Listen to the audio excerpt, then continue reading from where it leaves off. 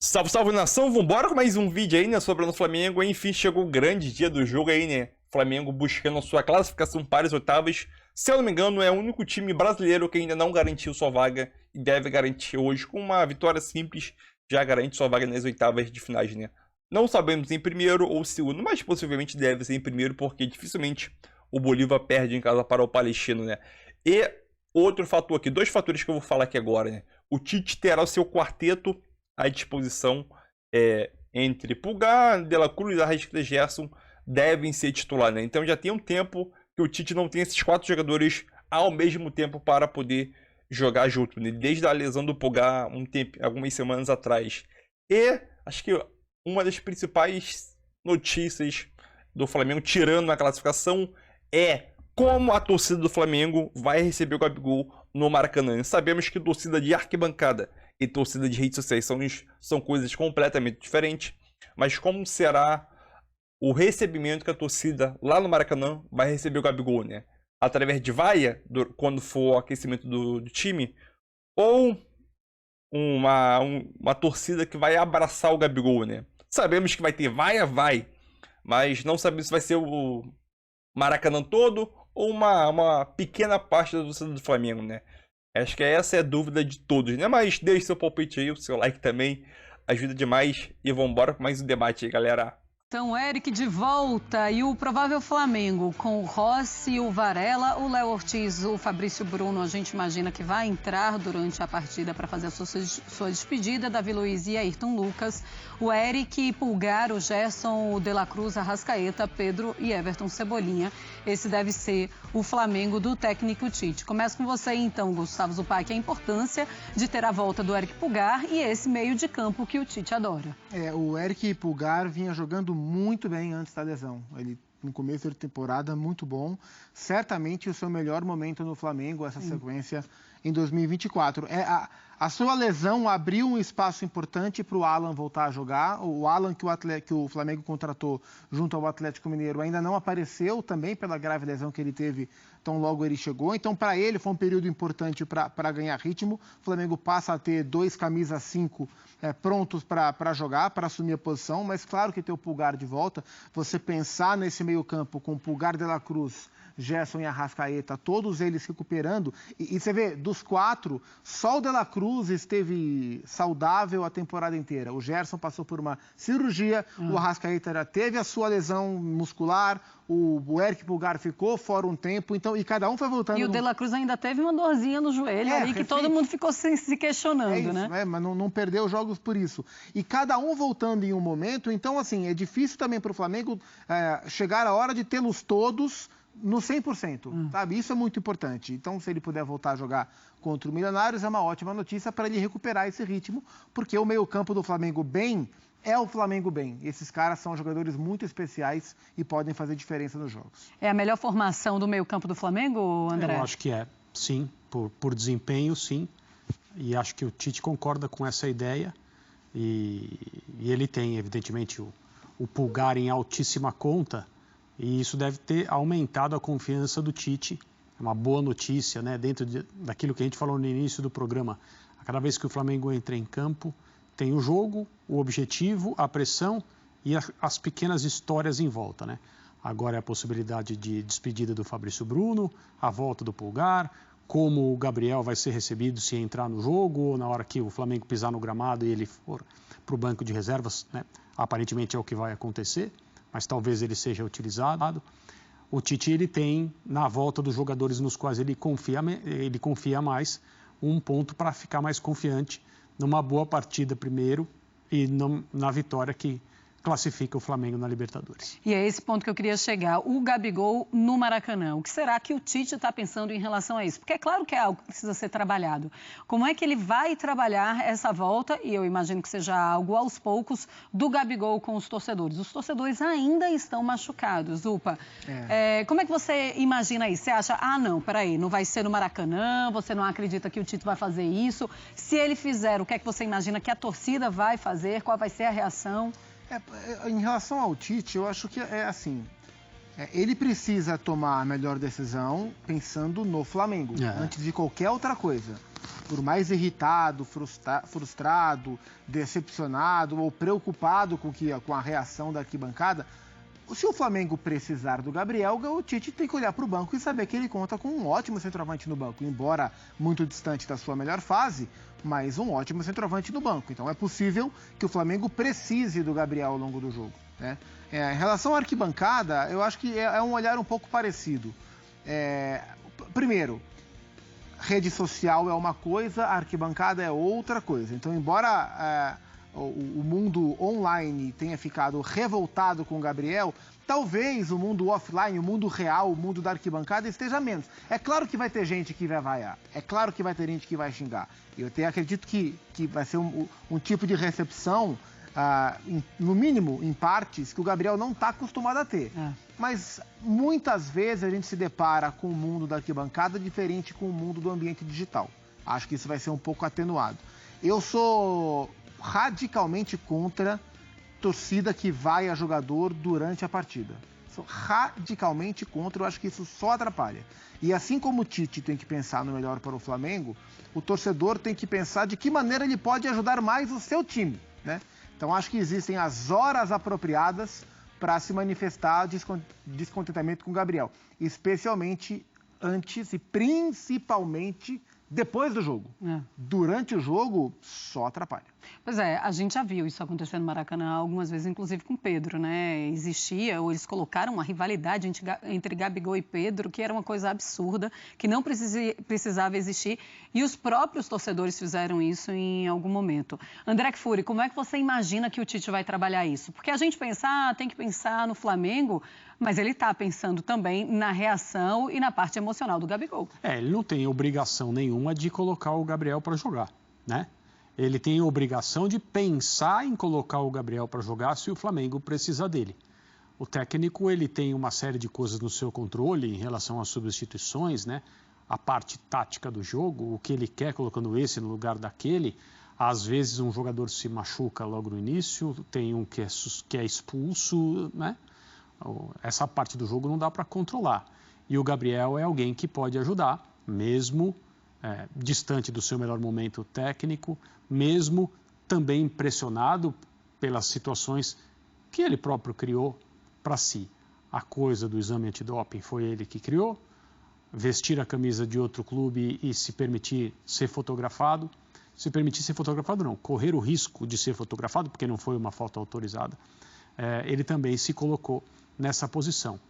Então, se isso pode ajudá-lo eventualmente a entrar em campo e ter mais vontade ainda de fazer um gol, fazer 2 gols, ser o homem do jogo, decidir a partida e a partir daí começar a recuperar o terreno perdido com o torcedor, o técnico não tem obrigação de fazer nenhum tipo de favor a ele.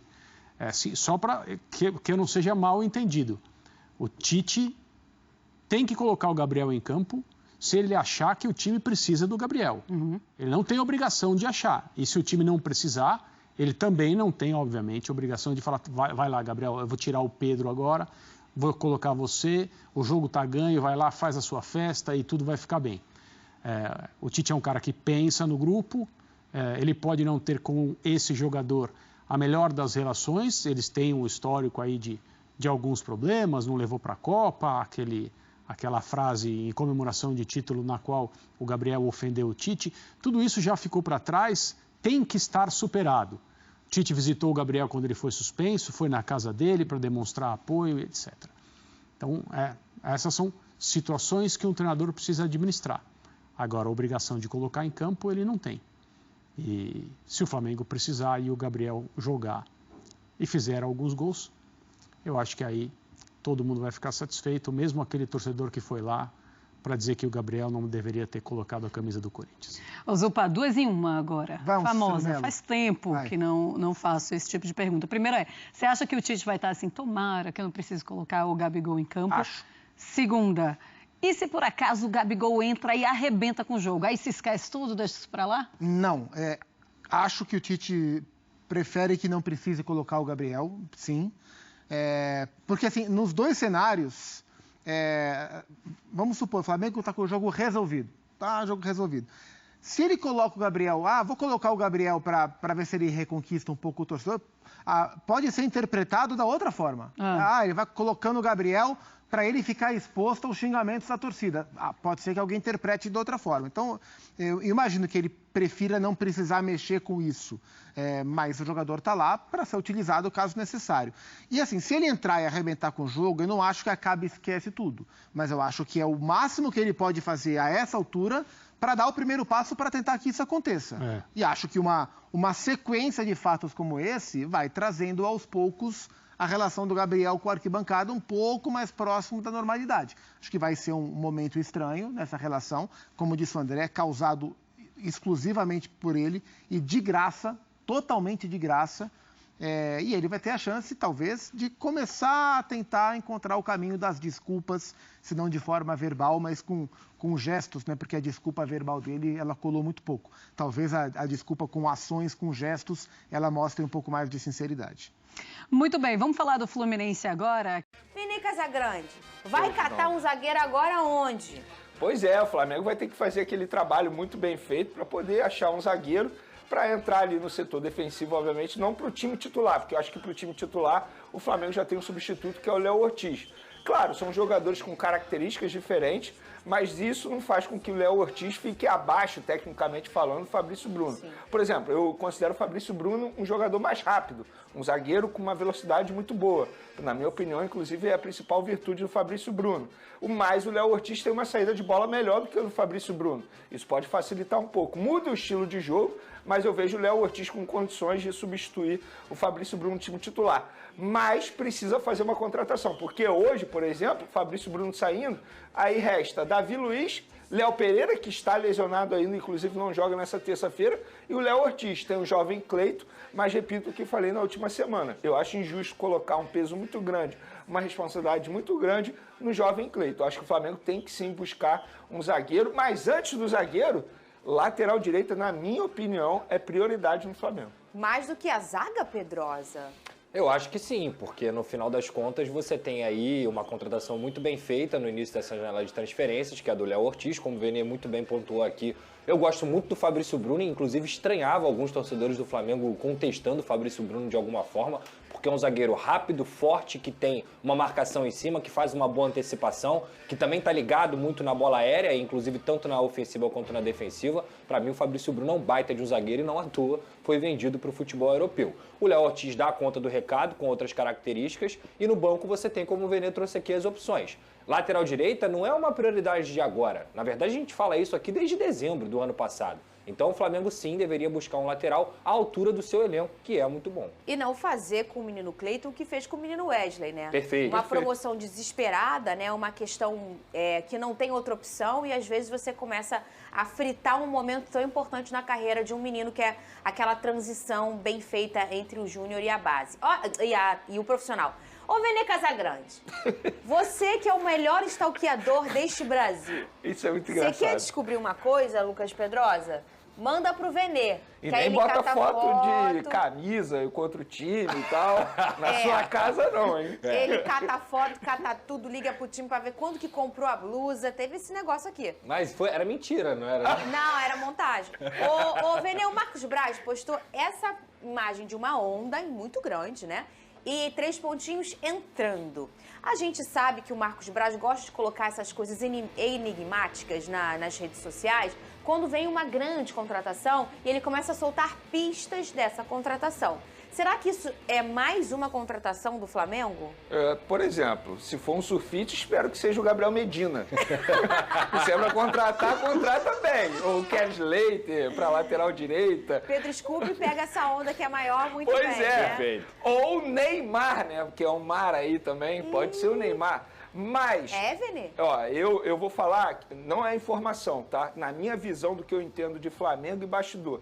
Nesse momento não tem nada a ver com nenhuma contratação. Eu acho que isso aí foi uma indireta para um outro dirigente do Flamengo, Cacau Cota, diretor de Relações Externas, que está, na visão do Departamento de Futebol do Flamengo, surfando na onda do assunto estádio próprio do Flamengo, se reunindo com enfim, Pessoas. com pessoas, com o prefeito e postando nas redes sociais. Por quê? Para quem não sabe, o Cacau Cota vai ser candidato a vereador do município do Rio de Janeiro.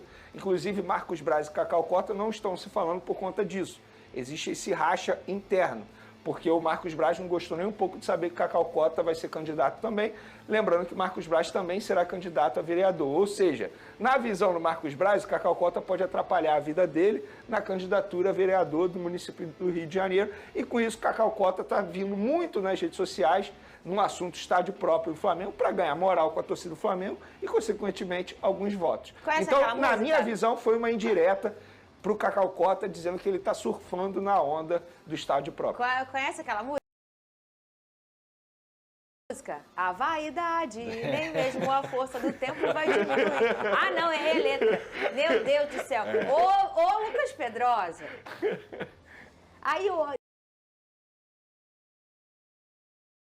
ninguém engana o homem, né? Se o Venê fala, eu só acredito quando o Venê bota. Perfeito. Então, agora já entendemos o que enigma é esse. Sim, e foi Eu espero bem... que eu esteja errado e venha, sei lá, Neymar. uma contratação, ou Medina. Eu acho que foi muito bem decifrado, né? Porque faz muito sentido o Marcos Braz não gostar dessa candidatura, porque quem eles disputam? Qual é o voto que eles disputam? Do eleitor flamenguista. Então, se o Cacau Cota tá ali sendo candidato a vereador, ele tem seu nome ligado ao Flamengo, fala sobre o Flamengo, ele vai dividir voto com o Marcos Braz. E quem tem pouco voto não entra na questão dos vereadores, e o Marcos Braz já é político hoje no Rio de Janeiro, então é natural aí essa briga, mas eu acho que o Flamengo não deveria ser envolvido nisso, por exemplo. Essa briga ela é fora do Flamengo. Verdade. O Flamengo não tem nada a ver com isso. Então, Marcos Braz e Cacau Cota, que estão na diretoria hoje, eles têm que pensar sempre em prol do Flamengo. O Flamengo já tem, muitas vezes, polêmica demais. Aí os dirigentes precisam arrumar polêmica, mais polêmica para um time que já tem muita polêmica, como foi a do Gabigol aí, como aconteceu no ano passado. Eu acho que o Flamengo tem que ficar sendo separado disso, porque não merece ter briga de dirigente atrapalhando o seu ambiente. Depois dessa onda, sabe qual seria o meu slogan? Gelo na mordida. Não tem esse negócio aí? Tá aí. Esse seria o meu slogan. Porque aí tá um provocando o outro, né? Aí a gente tá... Ô, Vene Casagrande, vamos falar de campo bola? O Gabigol tá... Não, isso não é campo bola, não. Depois a gente fala disso, eu quero saber antes do De La Cruz. Você passou a semana toda muito preocupado em relação à questão clínica do De La Cruz e ele vai jogar? Por exemplo, ontem ele treinou normalmente, foi a primeira vez que ele treinou com um grupo depois do jogo contra o Amazonas. Jogo esse que ele saiu substituído com dores no joelho, mas na ocasião a gente dizia que a princípio não preocupava para o jogo de terça-feira, mas por ser joelho você sempre tem que tomar cuidado. Como ele treinou ontem com os demais jogadores e a previsão é que treine hoje, a parte da tarde, então não deve preocupar. O Léo Pereira, por exemplo, não treinou até ontem, então dificilmente vai ficar à disposição para o jogo de terça-feira. Então é isso aí, nação, mais um vídeo aí para o canal, já vai deixando aquele seu like aí, vamos falar sobre Gabigol e a possível recepção que ele deve ter no Maracanã, né? Será que a torcida vai receber ele bem no Maracanã? Sabemos que torcida de rede social e torcida de arquibancada são coisas completamente diferentes. Mas, se tratando de Gabigol, né, se tratando de polêmica que o Gabigol acaba se envolvendo a cada 6 meses, né, uma polêmica por ano, vamos dizer assim, ou 2, vamos ver como que a torcida do Flamengo, da arquibancada, vai se comportar, né? Se vai acolher o jogador, a gente vai medir essa sensação, ou essa rejeição que o Gabigol está tendo por parte da torcida do Flamengo, uma boa parte, né? Ou podemos dizer a maioria, principalmente quando o jogador entrar para o aquecimento. Por que eu tô falando isso? Principalmente no aquecimento. Porque não sabemos se o Gabigol vai entrar no jogo, entendeu? O Gabigol é reserva. Todo mundo concorda nisso, que o Gabigol é reserva há bastante tempo.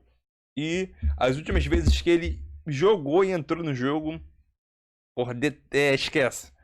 O cara parece que desaprendeu a jogar bola, né? Então, muitas pessoas vão alegar, ele tá fora de ritmo de jogo, ficou não sei quanto tempo parado. O Gerson ficou 1 mês e meio parado, 2 meses parado, ele fez cirurgia e mesmo assim o ritmo de jogo do Gerson parece que não desapareceu, né? Parece que o Gerson nem operou. Então é aquilo. Se for falar ritmo de jogo, a gente compara com o Gerson também, que operou, ficou 2 meses afastado, fez a cirurgia e, obviamente, ritmo de jogo ali aos poucos, mas ele conseguiu acelerar o processo de recuperação. Então, acho que botar desculpa em ritmo de jogo A gente tem o caso aí do Gerson. Então, eu acho que esse ritmo de jogo não vai pegar, não, né? Essa desculpa não cola. Pelo menos pra mim, né? Então, aquilo, pra mim tem dois cenários. O Gabigol entrando ou não entrando. O Gabigol não entrando dentro de campo. Vamos ver isso tudo, essa rejeição, durante o aquecimento, né? Quando o Flamengo foi entrar pro campo aquecer. Quando o Gabigol tocar na bola, a torcida gritando, xingando o Gabigol e falando outros palavrões aí. E o outro contexto é o Gabigol, ele entrando dentro de campo. O não entrando, ele só aqueceu o jogo lá e beleza. E o outro contexto é ele entrando no jogo, né? Em qual contexto ele vai entrar dentro do jogo? O contexto de o Flamengo precisando do resultado e o Gabigol precisa entrar, que tem ele ou o Carlinhos. Será que o Tite vai optar por Carlinhos ao invés do Gabigol? Não sabemos. Então é aquilo, o Gabigol entrando no jogo. O Flamengo precisa do resultado. Coloca o Gabigol. Libertadores é decisivo, sei lá o quê. 4 gols na final de Libertadores em 3 finais. Então coloca o Gabigol. A cada toque na bola, como que o Gabigol vai se comportar? Como que será o psicológico do Gabigol? Como o Gabigol vai reagir? Será que o Gabigol vai dizer: pô, a torcida tá me vaiando? Pô, beleza, então eu vou fazer o meu máximo aqui, correr, se dedicar para marcar gols aqui e mudar a opinião da galera aqui dentro do estádio. Pode ser. Caso o Gabigol faça um gol, se acontecer, alguma parte da maioria, talvez o que aconteceu dele vestir a camisa do Corinthians pode mudar um pouquinho, né, a sua opinião. E caso ele não marca gol e joga pior ainda, eu acho que a situação dele será aumentada, né? A situação dele, sobre a opinião dos torcedores em cima dele, que não vem jogando bem, que não merece renovação. E esse cenário que eu disse foi o cenário dele entrar e o Flamengo precisar do resultado. Tem o outro cenário de o Flamengo já resolveu o jogo e ele entrar. Aí eu tenho certeza que o Flamengo entrou, o Gabigol entrou e o jogo já está resolvido, 3-0. 3-0, 4-0, um baile do Flamengo e o Gabigol entrou no jogo. Aí tem duas situações. Ou algumas pessoas vão pensar que o Tite quer queimar o Gabigol, colocou ele na fogueira lá, o jogo já tá resolvido, para que colocar o Gabigol, né? E o outro cenário é que o jogo já tá resolvido, então o Tite tem que colocar o Gabigol para ver se ele consegue limpar sua barra com a torcida, né? Ou limpar entre aspas, né? Tentar amenizar essa situação. Então, eu acho que o pior cenário pro Gabigol é ele entrar com o jogo resolvido. Porque a atenção vai estar toda voltada para ele. Entendeu? Então é aquilo. É uma situação delicada. E tem a situação dele também nem entrar no jogo, né? Então é uma situação delicada. Acho que eu citei alguns fatores aqui. Dele não entrar no jogo. E dele entrar no jogo. E o Flamengo precisar do resultado. E ele entrar. E o Flamengo já tá com o jogo resolvido. Então é uma situação muito delicada. Mas eu quero saber a tua opinião aí. Deixe seu like e tamo junto. E outro fator aqui também, né? Sobre o quarteto do Flamengo aí estar disponível após bastante tempo, né? Então, Arrascaeta, De La Cruz, Gerson e Pulgar voltam a estar disponível para o Tite aí após um mês. O quarteto junto, né? Então, Pulgar estava lesionado há bastante tempo aí, né? Acho que mais ou menos um mês aí. Então, o quarteto volta a estar disponível para o Tite aí pensar na melhor armação da equipe, né? E possivelmente já vai ter o tri ali, Pulgar, De La Cruz e Arrascaeta, e o Gerson mais um avançado ali, né? Jogando como um falso ponto, vamos dizer assim, né? Cortando para dentro, de fora para dentro, né? Então deixa a tua opinião aí, palpite para o jogo, né? 3-0 Mengão, o Mengão vence por 3-0, um baile fora os ameaças aí, galera. Deixa seu like e tamo junto.